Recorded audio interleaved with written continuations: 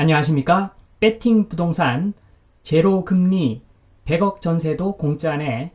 그러면 집값은 200억 진행하도록 하겠습니다. 자, 얼마 전까지만 하더라도 좌측과 같은 시대였죠. 정기 예금 금리가 2%다 그러면 정말 엄청나게 높다고 생각했던 시대가 불과 1년 전입니다. 자, 그런데 지금은 적금이 금리가 6.5%다 그렇게 이야기를 하면 정기 예금도 아닌데 6.5% 정기 적금 금리 이거 별로다. 좀 더 기다려보자. 자, 이렇게 분위기가 급 반전했습니다. 자, 지금 제가 말씀드리고자 하는 부분은 왼쪽에 그 금리가 계속 내려가던 시대, 그 시대를 배경으로 된 이야기를 해보려고 하는데, 자, 그 시대에는 불과 1년 전이죠. 제로금리, 그래서 부동산으로 가야 된다. 제로금리 시대가 온다. 누구에게는 기회인데 그게 부동산이다. 뭐 이런 논리의 책들이 엄청나게 많았습니다. 자, 우선 이 부분을 살펴보기 전에 그 제로금리 또는 뭐 마이너스 금리 그 부분에 대해서 말씀을 드리면, 자, 이 제로금리라고 하는 것은 시중금리는 이렇게 거의 될 수가 없다고 보면 되고, 중앙은행이 시중은행에다가 주는 그 초단기 금리, 그 기준금리가 제로금리 또는 마이너스 금리라는 의미입니다. 자, 그래서 그 제로금리라고 하는 것은 중앙은행이 시중은행에게 이렇게 이야기하는 거죠. 자, 은행아, 나한테 돈을 맡겨봤자 금리 하나도 줄 수가 없으니까, 자, 시중에 돈 많이 풀어가지고 막 빌려줘야지 경제가 살아난다. 자, 나한테, 중앙은행 나한테 돈 예탁하지 마라. 자, 이런 의미로 이야기를 하는 것이고, 자, 한술 더 떠서 마이너스 금리라고 하는 것은 이런 거죠. 자, 중앙은행이, 자, 은행아, 나한테 돈 맡기면 좀 그 이자 좀 떼고 내가 줄 테니까, 이자를 보태서 주는 게 아니라 이자를 떼고 줄 테니까, 중앙은행에다가 돈 맡기면 너네들 손해 난다. 그러니까 시중에 돈 마구마구 그냥 던져버려라. 그래야지 경제가 맛이 가지 않는다. 자, 한층 더 심각한 경제 상황에서 마이너스 금리를 채택하는 거죠. 자, 그러면 이제는 그 시중금리 한번 보겠습니다. 자, 이럴 수는 없지만 시중금리가 만약에 제로금리까지 갈 수 있다고 가정을 하겠습니다. 자, 그러면 1억을 대출 받았을 때 금리가 5%일 경우 그 이자 비용이 500만 원인데, 금리가 0.01%가 되면 그 이자 비용이 1년에 단돈 1만 원입니다. 단돈 1만 원 이자 내고 1억을 대출 받을 수가 있는 거죠. 자, 한술 더 떠서 이제 금리가 0%가 되면 1억 대출을 공짜로 받는 거죠. 금융 비용이 발생하지 않습니다. 자, 그러면 이런 상황이 오면은 채권도 금리가 0원인 거죠. 채권 금리가 0원이 아니면 이거 뭡니까? 채권 금리가 만약에 0.1%만 되더라도, 자, 은행에서 제로 금리로 엄청나게 큰 돈을 빌려서 채권 투자만 해도 모두가 떼돈 벌겠죠. 자, 그래서 시중 금리가 0%가 되면은 채권 금리도 0%에 가깝게 형성이 될 겁니다. 자, 그래서 투자할 곳이 없기 때문에 시중 금리가 제로 금리가 되는 거죠. 완전히 맛이 간 상황으로 보시면 됩니다.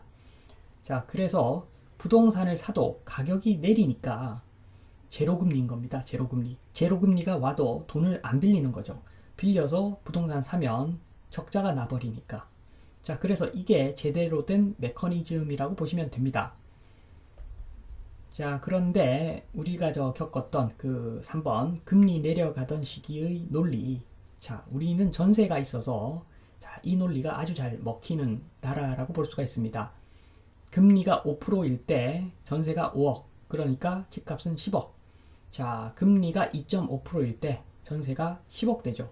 바로바로 이 전세는 금융 비용으로 주거할 수 있는 권리를 사는 것이기 때문에 바로바로 금리에 반응을 합니다. 그래서 금리 2.5%, 전세 10억, 그러니까 집값도 20억. 자, 이런 논리에 의해서 집값이 올라갔던 거죠. 자, 그리고 금리는 더 떨어진다 이렇게 이야기를 하면서, 자, 그러다가 제로금리가 되면 지금은 20억인데 40억이 될지 80억이 될지 100억이 될지 아무도 모른다. 금리는 떨어질 것이고 그러면 집값은 더 올라갈 것이다. 자, 이렇게 이상한 논리가 먹혔던 이유는 전세라는 제도가 있어서 전세가가 금리와 연동돼서 다이나믹하게 변화하면서 실제 증명을 해주니까 저금리 지속 및 집값 폭등 이론의 그 탄탄한 실질적인 근거를 제공해 주었던 것입니다. 자, 그런데 최근에 금리가 올라가고 있는데 어떤 사람들은 이렇게 이야기합니다. 4번 금리 관련 이론의 변화. 자, 금리 올라가도 집값은 오른다. 자, 이 정도 되면 할렐루야죠. 자, 금리 올라가도 집값 오를 수 있는 것은 맞는데, 자, 최근까지 금리가 내려가서 집값이 올라갔는데, 이런 상황에서 금리가 올라도 집값은 오른다. 자, 이것은 종교입니다. 이것은 주택이 종교고 할렐루야죠, 할렐루야. 그러면서 항상 나오던 이유를 또 이야기합니다. 생활 수준이 향상되어서 살고 싶은 집은 항상 부족하다. 자, 저는 좀 반문하고 싶습니다. 자, 저는 뭐 큰 도시에만 쭉 살았기 때문에 도저히 이해가 안 되는 발언인데 예전부터 뭐 저 같은 경우에는 예전부터 아파트 살아봤었는데 그때도 한 30평 정도 됐던 것 같고 그 30평 마당 없는 그 집에 정말 살고 싶은가? 저는 좀 이해가 안 됩니다. 생활 수준이 향상되면 좀 더 넓고 마당도 있고 이런 집으로 우리가 옮겨 가야 되는데 정부가 잘못한 거죠. 경제는 발전했는데 주거의 질을 향상시키지 못했기 때문에 사람들 수준이 그냥 30평 아파트에 머무는 겁니다. 그래서 그 30평 아파트가 고가에 팔리기도 하고 그런 상황은 정부가 어느 정도 토건 쪽과 유착 관계가 분명히 있었을 것이다. 저는 그렇게 추정은 합니다. 자, 5번 전세 제도 없을 경우의 주택 가격. 자, 첫 번째로 금리라고 하는 것은 그 시대 투자 수익률의 함수라고 보시면 됩니다. 자, 이게 정상적인 경우죠. 금리가 5%다라고 하면 기업에 투자를 하든 부동산에 투자를 하든 평균적으로 한 5% 정도 5% 조금 넘는 수익이 나니까 금리가 5%의 형성이 되는 것이고, 자, 금리가 1%의 형성이 된다는 것은 기업에 투자를 하든 부동산에 투자를 하든 평균적으로 한 1% 남짓 수익이 나기 때문에 금리가 1% 형성되는 것인데, 자, 최근에 그 금리 1% 그런데 부동산은 20%. 자, 이것은 많은 세력들이 작전을 짰다는 거죠. 자, 정부도 거기서 제외되었다고 볼 수는 없을 것 같습니다. 자, 2번 그럼에도 불구하고 고금리에서 저금리로 가는 시기에는 일시적으로 부동산이 상승하는 것은 그것은 이해할 수 있는 부분입니다. 자, 갑작스런 금리 인하, 일정 수준 금리가 유지가 되다가 갑작스럽게 금리가 인하가 되면 웬 떡이냐 싶은 거죠. 그래서 자금 조달이 용이해지니까 부동산 시장에 돈 좀 많이 들어갈 수 있습니다. 그래서 일시적으로 상승하는 것은 충분히 이해할 수 있으나, 자, 그렇게 부동산이 상승한다는 것은 물가가 오른다는 것이고, 그렇게 되면 금리도 따라 올라가야 정상이기 때문에 지금 최근에 있었던 일들은 조금 비정상적인 상황이었다. 그래서 전세 제도가 없었다면 아마 최근에 그런 일들은 발생하지 않았을 것이다. 그렇게 보시면 됩니다. 자, 6번 투자의 올바른 방향. 자, 우리나라의 그 전세 제도 엄청난 왜곡을 부르는 제도이기 때문에 전세는 없고 월세 제도만 있다고 가정하고 투자를 하면 아주 큰 실패를 보지는 않을 겁니다. 자, 그래서 지금은 금리가 올라가는 시기이기 때문에 만약에 어떤 그 주택이 월세 수익이 1년에 한 5천만 원 정도 생긴다. 그러면 기대 수익률을 한 4% 잡고 4%로 나눠주면 적정 그 주택 가격은 12억 5천만 원 정도 될 겁니다.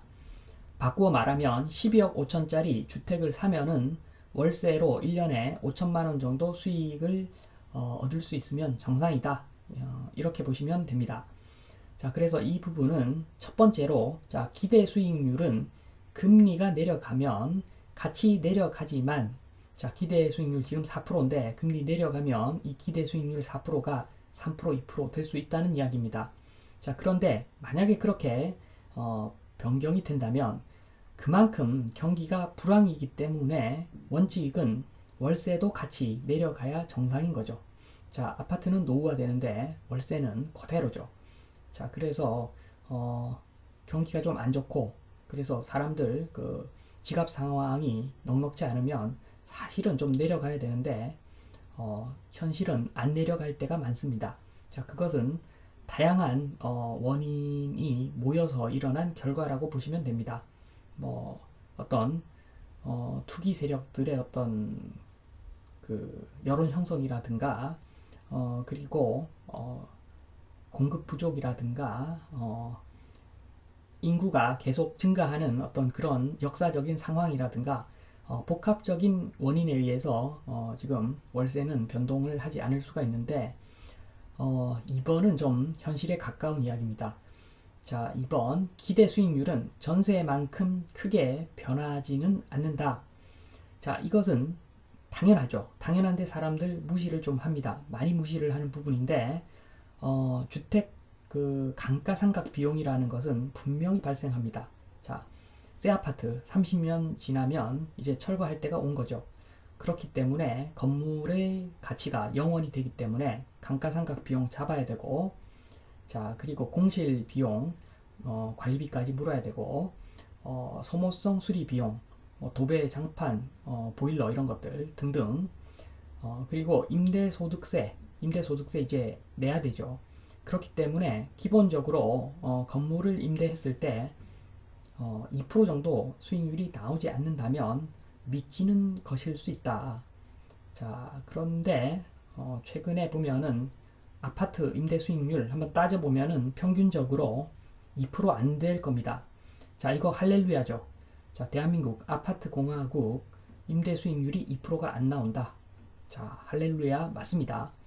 자, 그래서 제가 말씀드리고자 하는 것은 자, 기대 수익률 저것이 그 금리하고 바로바로 연동돼서 금리가 1% 되면 기대 수익률 1% 이런 게 아니라 기대 수익률은 뭐 2.5%, 3% 이렇게 되는 것이고 또 금리가 올라가도 뭐 4%, 4.5% 이런 식으로 간다는 이야기입니다. 생각보다 그렇게 기대 수익률은 변동폭이 크면 안 된다는 거죠. 왜냐하면 기대 수익률 안에는 다양한 그 건물에 대한 어떤 비용들이 들어가 있는 개념이기 때문입니다.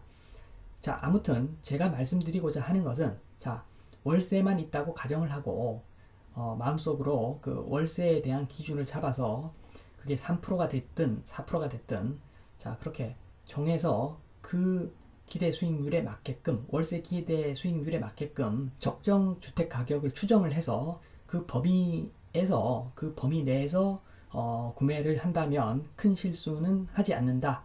자, 따라서 자, 전세제도 무시하고 주택을 매수할 때는 특히 아파트를 매수할 때는 자, 그 기대 수익률에 근거해서 가치 평가하고 구매를 하자. 그러면 자, 그 현상을 왜곡시키는 전세 제도가 있지만 자, 그거 이겨내고 올바른 투자를 할 수가 있다. 자, 그 말씀을 드리면서 이만 마치겠습니다. 감사합니다.